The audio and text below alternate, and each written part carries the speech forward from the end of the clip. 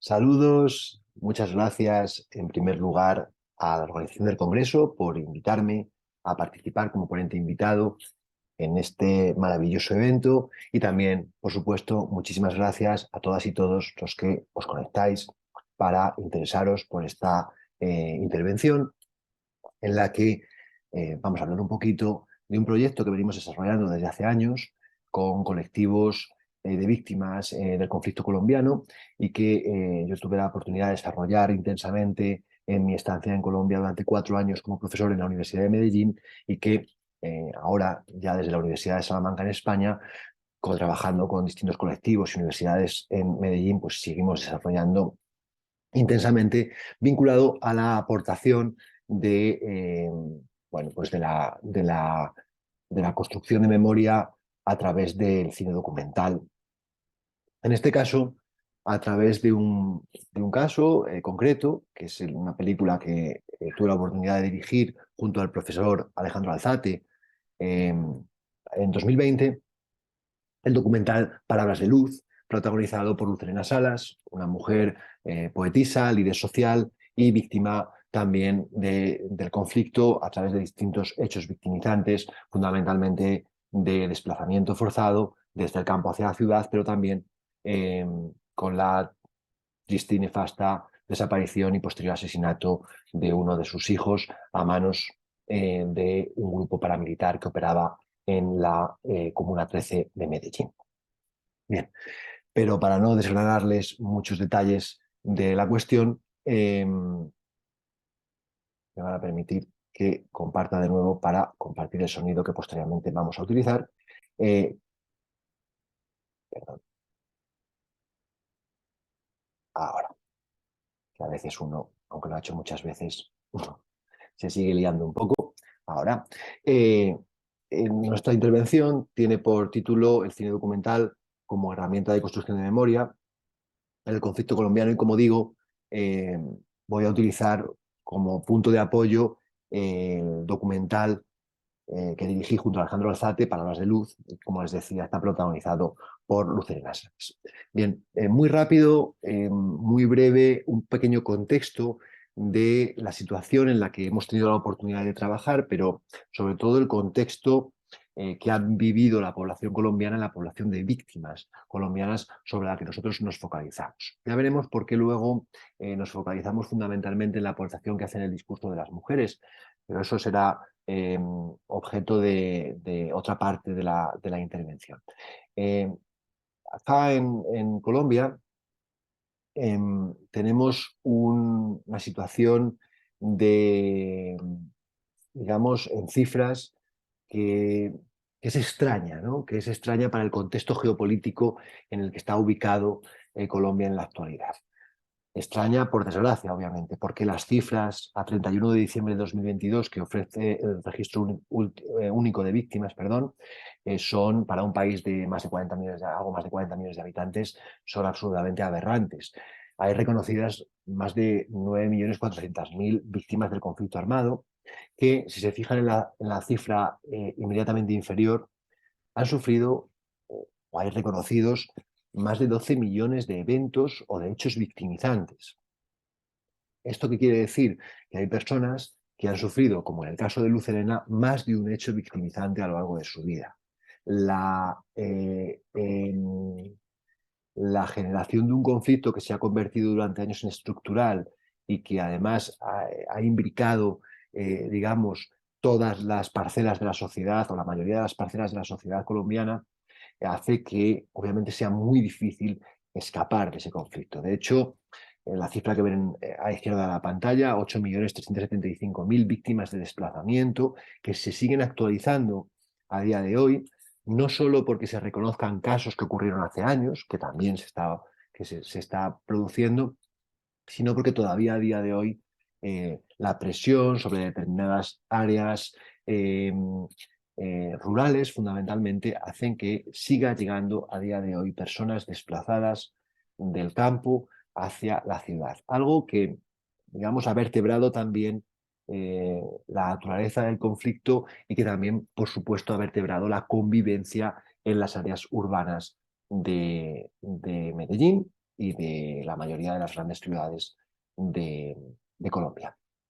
Por último, destacamos los 190.889 casos de desaparición forzada, eh, por lo cruel del hecho, ¿no? Aparte de que todos los hechos victimizantes obviamente merecen nuestro respeto y nuestra consideración, pero el hecho de que la experiencia nos ha demostrado que el hecho de que no se encuentren los cuerpos cuando se produce un hecho victimizante de asesinato, secuestro con posterior ejecución, etcétera, etcétera, y que no se devuelvan los cuerpos es un ejercicio de crueldad que deja a sus familiares de víctimas amputados para siempre. Y de hecho, la mayoría de los colectivos de víctimas con los que trabajamos se focalizan en los casos de desaparición forzada, ya que no permiten a los familiares vivir un duelo adecuado y eso obviamente anula totalmente la vida de estas personas, que por otra parte, como se podrán imaginar, no es nada fácil. Bien, volviendo muy puntualmente a los casos de desplazamiento interno, vemos cómo en este gráfico que nos arroja cifras del año pasado, de hace 2 años, de 2021, vemos cómo todavía encontramos que solo en 2021, rubricados los acuerdos de paz, se supone que la guerrilla de las FARC ya está desmovilizada, se supone que los grupos paramilitares fueron desmovilizados con anterioridad. Todavía tenemos en Colombia 134.000 personas que en el año 2021 fueron desplazadas de su territorio y fueron obligadas a migrar hacia otros lugares. Ya digo que normalmente este proceso se produce desde el campo hacia la ciudad por la propia idiosincrasia del conflicto, pero no solo. Aunque cabe destacar que, aunque también se produce desde dentro de Colombia hacia otros países, porque hay personas que deciden que la migración internacional es su opción, la mayoría de las personas siguen sufriendo este proceso como un proceso de desplazamiento dentro del país. Bien, como contexto o como cronología muy sencilla y muy esquemática del conflicto en Colombia o del por qué ocurren estas cosas en Colombia y por qué nos encontramos nosotros con este escenario para realizar nuestras investigaciones, bueno, pues obviamente los problemas vienen derivados no solo de aquel estigma que situó en el plano internacional a Colombia como fue el narcotráfico, no solo la idea de la existencia en zonas rurales o aisladas de determinados grupos guerrilleros que niegan la, la autoridad del Estado, la legitimidad de la institucionalidad, sino que hay una serie de cuestiones o de hitos históricos que van a configurar un conflicto que dura más de 6 décadas y que cualquier espectador que no esté familiarizado con este contexto histórico, pues puede entender fundamentalmente como muy complejo porque ha sido mucho tiempo, por tanto ha habido una mezcolanza y una interrelación de actores muy compleja y muy perversa en ocasiones. Esto surge o hay un primer hito que es el que se conoce como el Bogotazo, el asesinato de Jorge Gaitán, líder del Partido Liberal en el 48, que desata el periodo denominado históricamente como el periodo de la violencia, y que desemboca también en una merma de las garantías democráticas del país a través de la formación del Frente Nacional, que suponía la alternancia entre los dos partidos fundamentales, liberales y conservadores, en el poder, lo cual, pues, obviamente, como digo, reducía mucho las garantías democráticas del país. Ante eso, digamos que se produce el surgimiento, por esta y otras razones, de distintos grupos guerrilleros, M-19, Fuerzas Armadas Revolucionarias de Colombia, Ejército del Pueblo, Ejército de Liberación Nacional, Ejército Popular de Liberación, bueno, distintos grupos con distintas ideologías, la mayoría asociadas a una ideología de izquierda, con obviamente muchos matices, y que practican, digamos, un acto o una actitud de insurgencia sin proponer una guerra directa contra el Estado. Esto hasta mediados de los 70, ¿vale? A partir de los años 70 y hasta que se rubrica, o sobre todo hasta que se consolidan los acuerdos de paz con las FARC, que es el grupo mayoritario, se produce ya una guerra directa contra el Estado y además podemos hablar de la irrupción de distintos factores que, que van a contribuir a, bueno, a enturbiar mucho en las relaciones. Fundamentalmente hablamos de dos actores. Uno es el narcotráfico, que se consolida sobre todo desde finales de los 70, principios de los 80, y que tiene su auge fundamentalmente con el cártel de Medellín durante finales de los 80, principios de los 90. Y el otro factor es el auge del paramilitarismo como reacción a la ineficiencia del Estado y confrontación contra la guerrilla. Y en este caso, además, la línea ideológica que va a seguir el paramilitarismo va a ser la línea de ideología de derechas, ¿vale? También un poco yo creo que en confrontación contra la postura más de izquierdas de las guerrillas o la esencia más de ideología de izquierdas de las guerrillas. Bien, hay un reparto geográfico, un control de distintos territorios de un país muy grande geográficamente, con una orografía muy compleja y sobre todo ante la total ineficiencia del Estado. Es más, a finales de los 90 o durante los años 90 se considera a Colombia como un Estado fallido que, que requiere ser intervenido, ¿vale? Esto obviamente a mayores de todos los problemas que genera como Estado. Fundamentalmente el conflicto pues, se caracteriza por tener un alto impacto humanitario, porque aunque haya baja confrontación directa entre las partes durante todo este tiempo, se utiliza la población civil como arma de guerra. Por tanto, obviamente siempre son las mismas personas las que siguen, las que salen eh, perjudicadas. Desde finales de los 90 se implementa el denominado como Plan Colombia, financiado en gran parte por los Estados Unidos, primero para la lucha contra el narcotráfico, pero a partir de los atentados del 11S en el 2001 hay un cambio de paradigma y se introduce digamos, un enfoque de lucha contra el terrorismo. Eso implica que se deje de reconocer el conflicto armado y que haya un acto o haya una motivación de represión del terrorismo y del narcotráfico. Esto cambia por completo las reglas del juego. Eh, Hay un proceso de aumento de la victimización, sobre todo, como hablábamos, de desplazamiento forzado y de masacres. Y bueno, pues también hay una presión muy fuerte ante la presencia de los grupos, la existencia misma de los grupos paramilitares, que todavía a principios de los 2000 operaban tan campantes en la propia ciudad de Medellín, o sea, en contextos urbanos, controlando en paralelo a la fuerza pública eh, distintos territorios, pero sin tener ningún tipo de responsabilidad. Obviamente la desmovilización forzosa ante la presión social internacional del paramilitarismo no consigue hacer desaparecer estas actitudes violentas, sino que lo que hace es que cambia, digamos, el nombre o la figura de los actores armados, transformándonos en lo que conocemos como BACRIMs o bandas criminales, ¿no?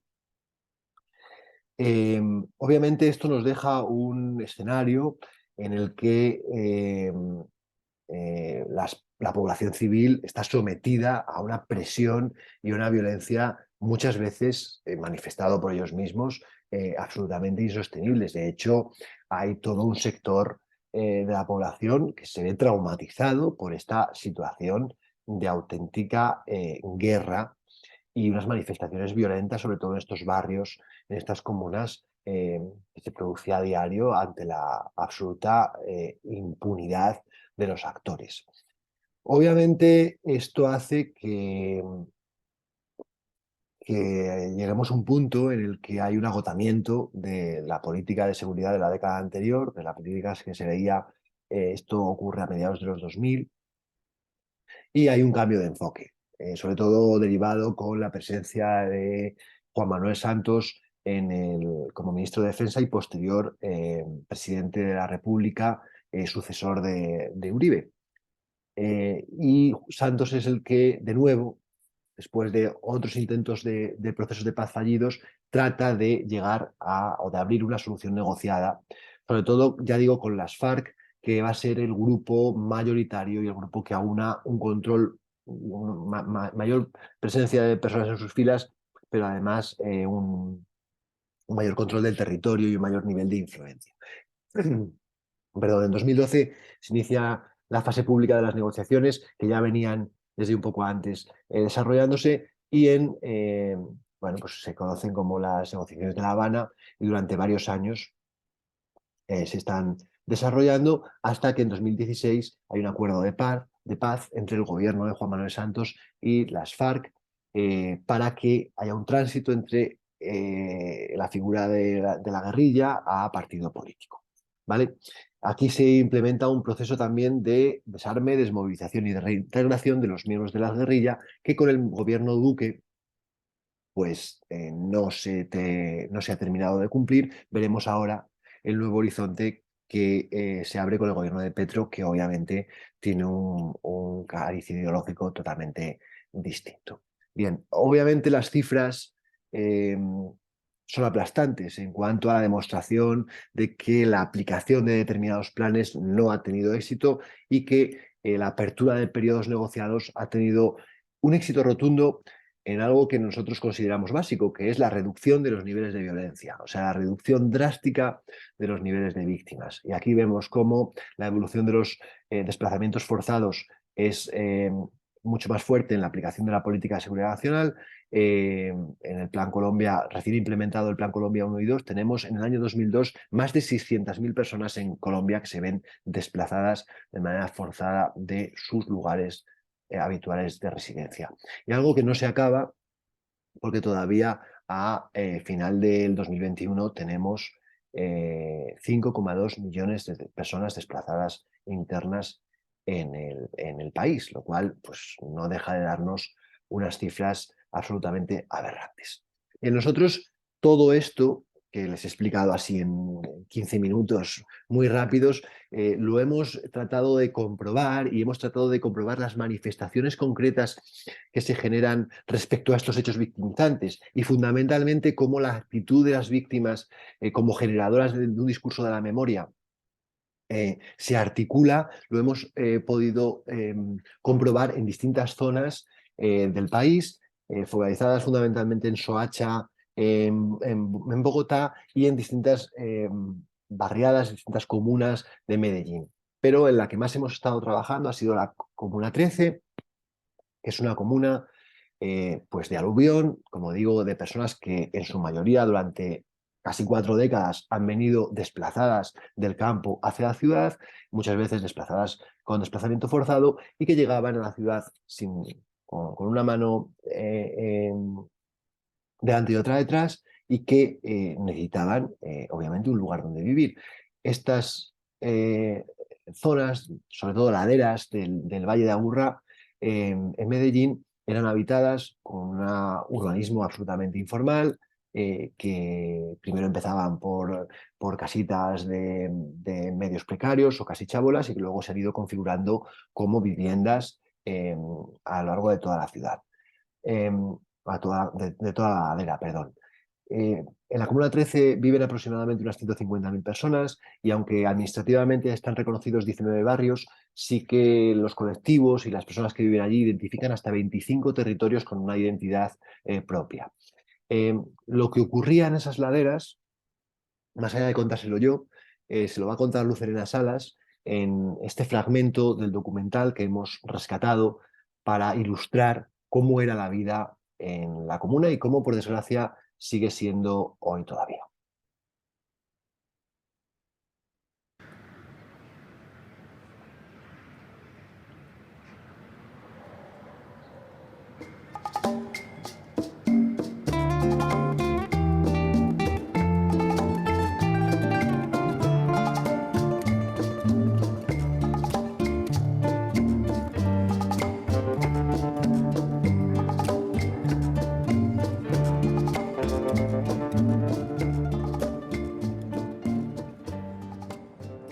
la vida en la comuna siempre ha sido dura. Yo llegué a la comuna cuando tenía 16 años. No había agua, no había luz, los ranchitos eran de madera, el mismo estado, ellos nos atropellaban y ellos mismos querían sacarnos de allá. Y nos enviaban a la policía y bueno, eso fue una lucha, pues yo digo que titánica contra ellos para poder permanecer en el territorio. Entonces al principio estaba las bandas, pues imagínense después de haber trabajado todo el día para que alguien llegara y le quitara pues el paguito. Y luego ya una noche como a las 2 de la mañana, ese traqueteo tan horrible y las mamás llorando, que vea que me mataron a mi hijo, que no sé qué. Y como había veces que no teníamos luz, entonces no nos dábamos cuenta hasta el otro día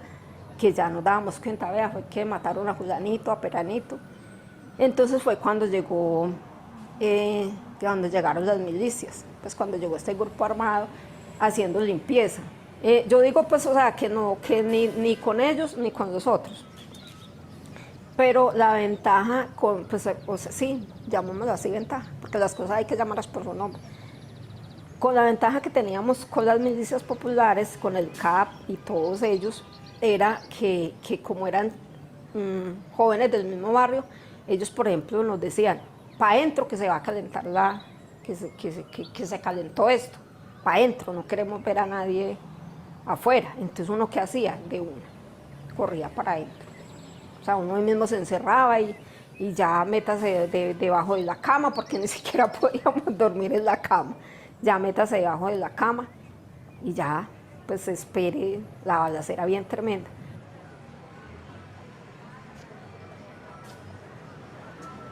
En mi puerta yo no tuve necesidad de hacer el rotico para mirar quién, desde adentro, quién era, porque de una bala me le hicieron el huequito.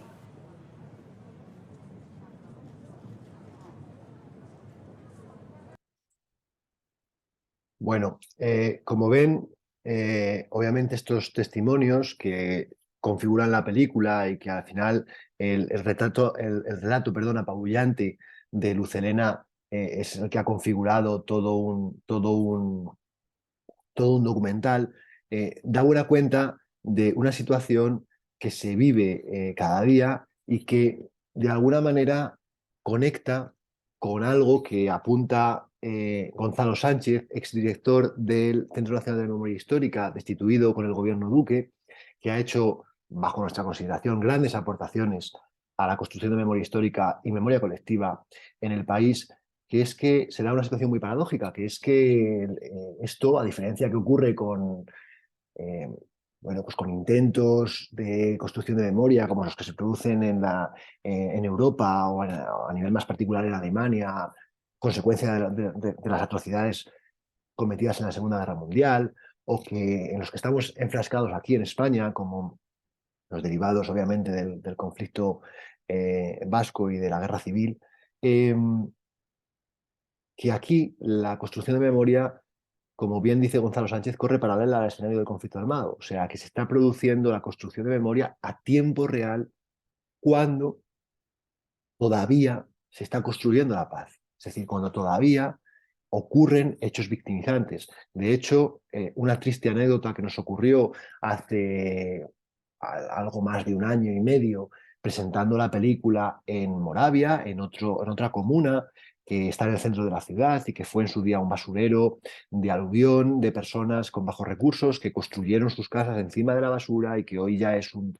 barrio consolidado. Una de las maestras de la experiencia, nosotros fuimos a hacer una presentación con chicos de instituto, como hemos hecho muchísimas, de transferencia y de compartir este documental para hacer un ejercicio de cuestionamiento, de evitar el olvido, etcétera, etcétera. Pues al marido de una de las maestras que estaba con los muchachos, lo habían matado la semana anterior. Y eso ocurre cada día en Colombia a muchos familiares de víctimas con las que trabajamos, de los colectivos, siguen ocurriéndole hechos victimizantes de este tipo. Por tanto, ese tiempo de transición todavía se está dejando mucha gente por el camino y ofrece un reto muy interesante y muy importante para la construcción de la memoria, porque obviamente esta construcción está sometida a unas presiones muy importantes, a veces realmente insoportables. Nosotros trabajamos cuando empezamos a participar con los colectivos sociales que nos dan acceso a los colectivos de víctimas y que nos permiten hacer una inmersión en el territorio. Trabajamos con 3 niveles de documentación, utilizando, como digo, los procesos de representación a través del documental como herramienta para el cambio social. Hay 3 niveles. El primer nivel es el del levantamiento de evidencias y la sistematización de casos. Algo que desde nuestra mirada foránea y quizá al principio un poco ingenua, pensábamos como innecesario, porque pensábamos que ya los casos pues, estarían debidamente documentados. Es decir, que alguien te cuente lo que ocurrió, que de la fecha y el lugar, los nombres de las personas, etcétera, etcétera. Bueno, pues obviamente si nos volvemos a la diapositiva del principio en la que veíamos los millones de casos que hay reconocidos, pues todavía hay muchos casos que quedan por documentar, por levantar esas evidencias. En segundo lugar, obviamente, el proceso de representación se articula como un proceso de denuncia. Primero porque trabajamos con colectivos que se configuran como movimientos de resistencia ante el olvido institucional, ante el olvido del revisionismo histórico y sobre todo ante la actitud de otra parte de la sociedad que mira para otro lado.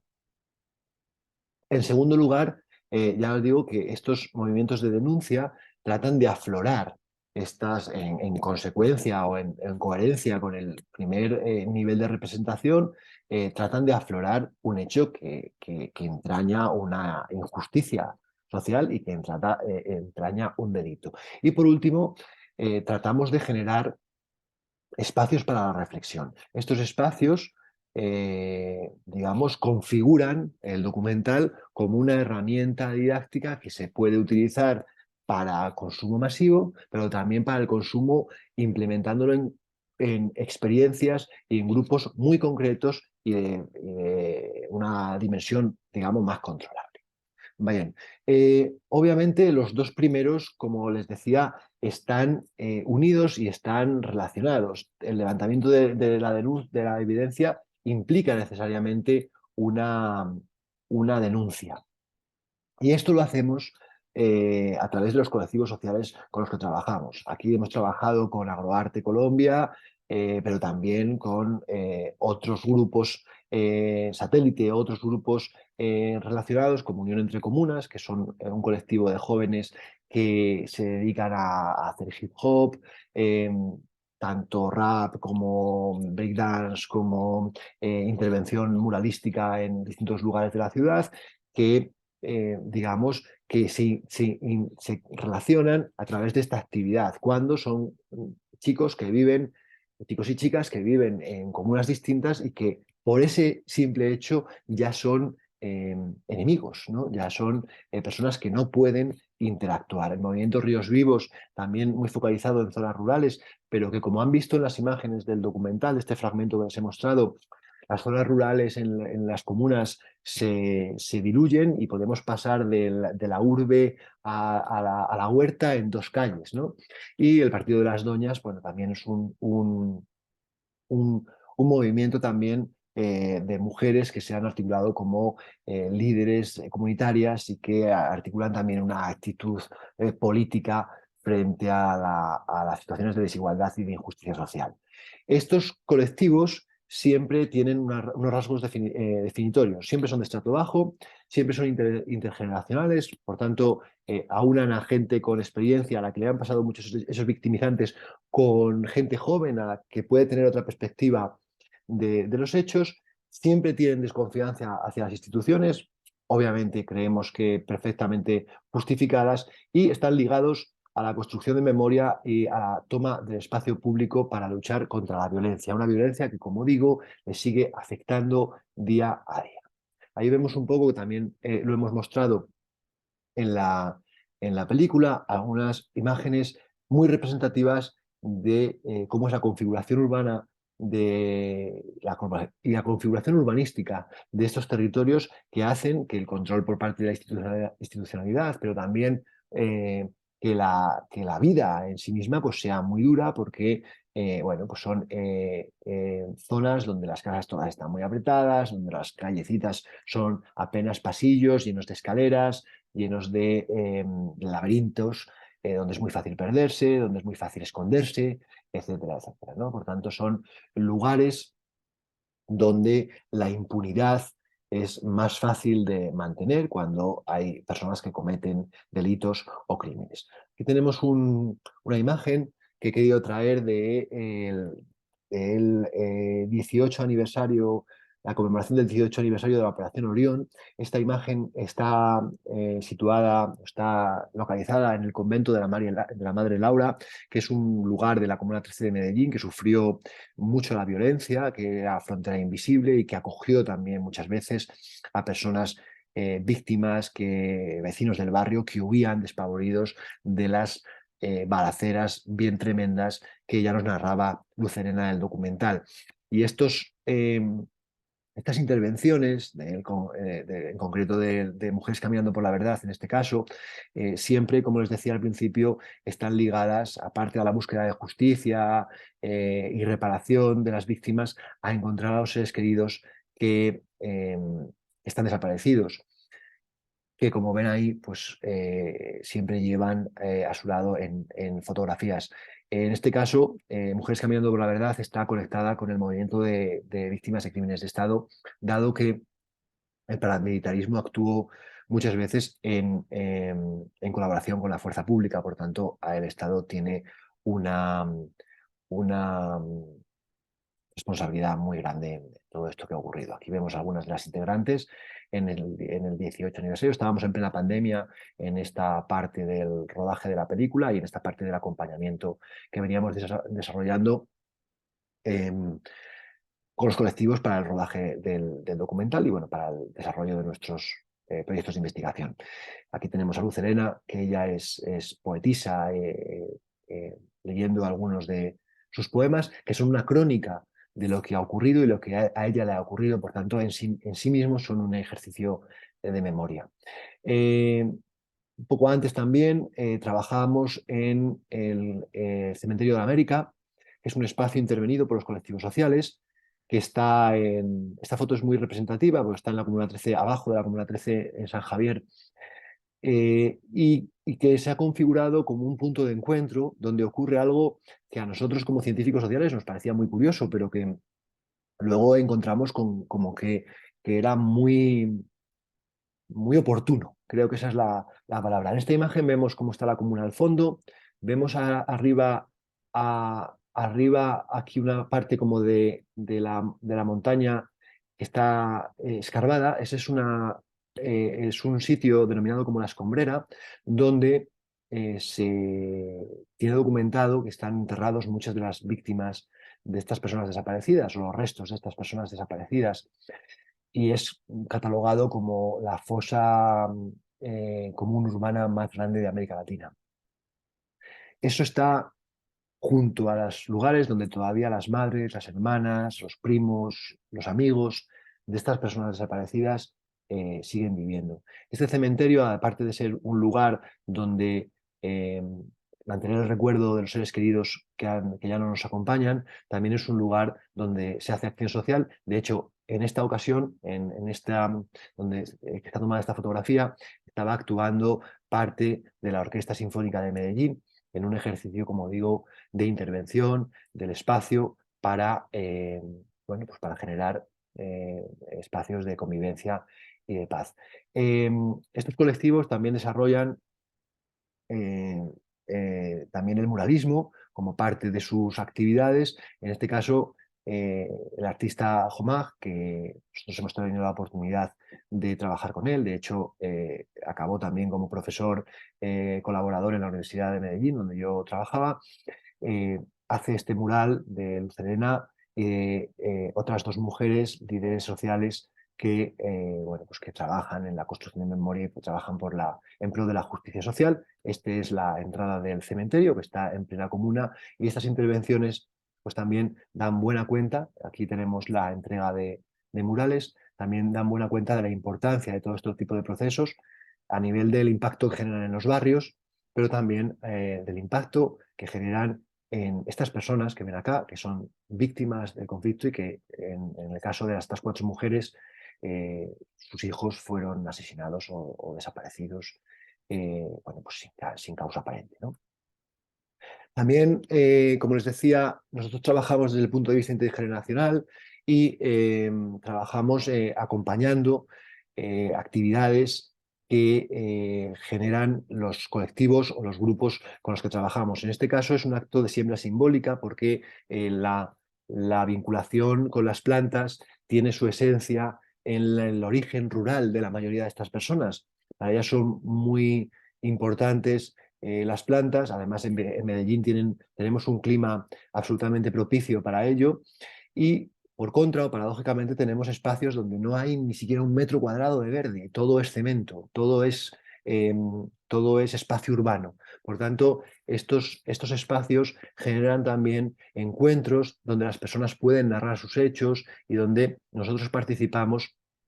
también dinamizando ese tipo de actividades para lograr, bueno, pues que se den esos 3 niveles de registro y representación de la realidad que hacemos a través del documental y que les comentaba antes. También en otros lugares, como en el barrio Pablo Escobar, en este caso, trabajamos acompañando procesos en los cuales, bueno, pues en esta imagen es muy representativa, en los cuales vemos cómo la academia, los líderes sociales, las mujeres que han sido eh, importantes en los barrios, que han sido víctimas, pero que también han permitido a muchas personas salir adelante, conviven con la propia gente que está en el barrio y en este caso pues también con otras personas que nos acompañaban, en este caso del colectivo Creanta de Barcelona y algunas personas de la Pompeu Fabra que venían a visitar el proyecto junto con todas esas mujeres que ven ahí con la camiseta fucsia, son del Partido de las Doñas. Como ven, esto está en el barrio Pablo Escobar, que es un barrio que construyó Pablo Escobar para la gente y que está, digamos, junto a un altar que tiene ahí al otro lado de la calle, hay un altar con un mural que es una oda a la figura de Pablo Escobar. Bueno, como contrapunto también a esas figuras y como un acto de reivindicación de las personas realmente importantes para la comunidad, dentro de la comunidad, porque ven que en las imágenes aparecen la gente haciendo su vida normal mientras se participan o son integradas dentro de este tipo de intervenciones, muralísticas en este caso, ¿vale? Bueno, pues todo, digamos que trata de poner en valor y de visibilizar la actividad de estas mujeres, que por otra parte es una actividad absolutamente terapéutica para ellas, dado que son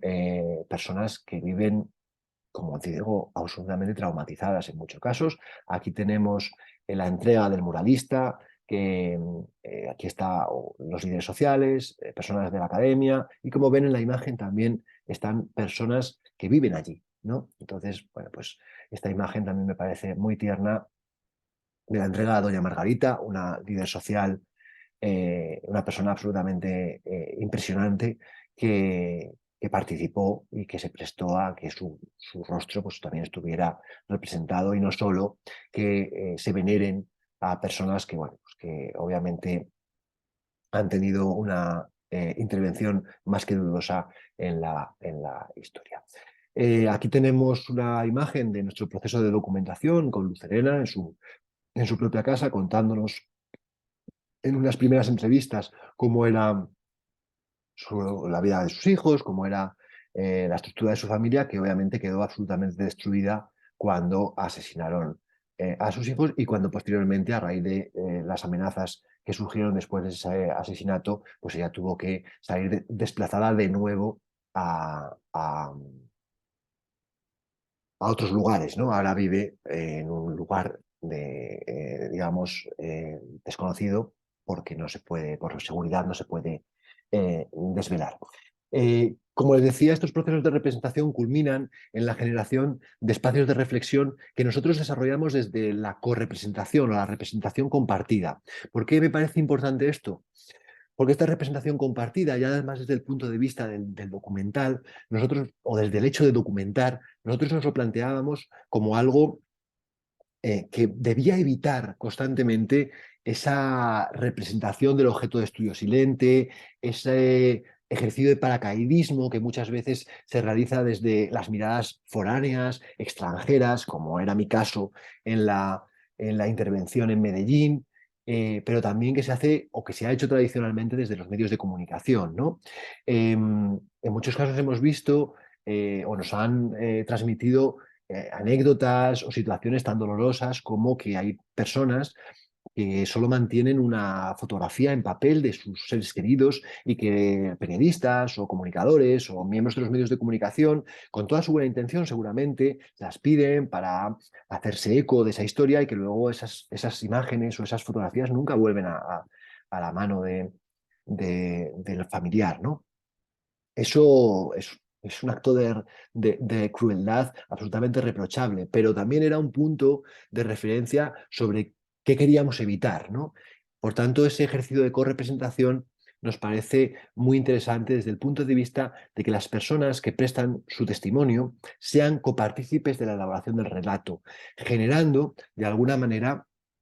un ejercicio de construcción de memoria a través del documental en el que las personas son las garantes, las personas que prestan el discurso son las garantes de la consolidación y la difusión también de ese discurso de la memoria. Ese discurso de la memoria colectiva que al final también nosotros tratamos de propiciar como una reflexión desde la variedad de actores del conflicto, porque como les decía al principio, es un conflicto que ha tenido muchas ramificaciones y que hay personas que han sido víctimas de muchos actores del conflicto, ¿no? De la institucionalidad, por tanto, del Estado, del paramilitarismo, de las guerrillas, del narcotráfico, de las bandas criminales, de la fuerza pública como ejército y policía, como aparato del Estado, como brazo ejecutor del Estado, etcétera, etcétera. Por tanto, es muy complejo, pero también es apasionante para nosotros como científicos sociales para analizar cómo se puede construir de manera tangible un escenario en el que ese discurso de la memoria sea asimilado por todos los actores. En ese sentido, después del documental de Luz Helena y trabajando con ella, pero también extrapolándolo a otras mujeres que han sido parte o han estado relacionadas con el conflicto, hemos desarrollado toda una plataforma que tiene por nombre Memoria de Mujeres, en la cual distintos testimonios, desde una ex policial, pues a una ex oficial de policía de la Brigada de Homicidios, una ex guerrillera de M19, una líder política que viene de las comunas, una líder afro que viene de haber sufrido hechos victimizantes también por el hecho de su origen racial o la pertenencia a un grupo racial determinado, bueno, pues se configuran como